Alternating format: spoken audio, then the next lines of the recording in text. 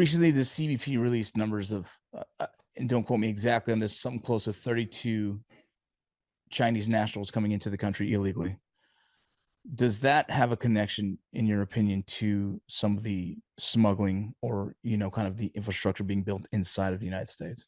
So this is my opinion. It's not based on anything in particular, but having been a border patrol agent and been DEA for many years and worked the border and been in Mexico for many years, and then out of Mexico, my belief is that the Chinese nationals, most of them single men, individuals, there is a portion of that group that are intel officers coming into the nation. That's just purely my belief based on my background, on my experience. Now, is it the vast majority of them? No, I don't think so.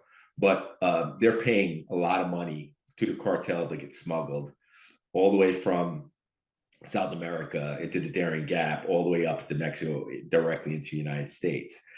Now, when you put that aside, and I mentioned to you, Vince, that there are groups of Chinese organized criminal groups, that there are actual criminal networks that also smuggle Chinese nationals into the United States, but they also do it by legal means, right? Mm.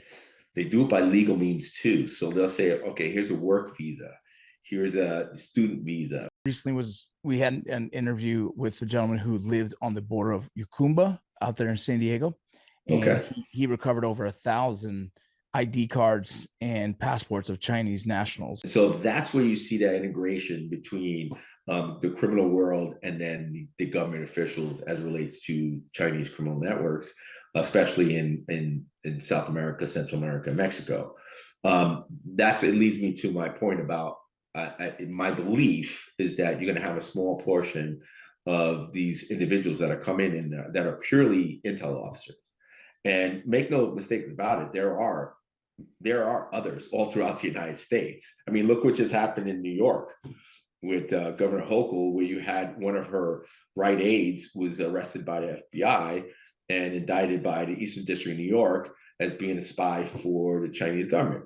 And that's what you have. So there's story after story of this happening, and for the most part, many of these people, many of the Chinese intelligence officers are highly educated, highly sophisticated.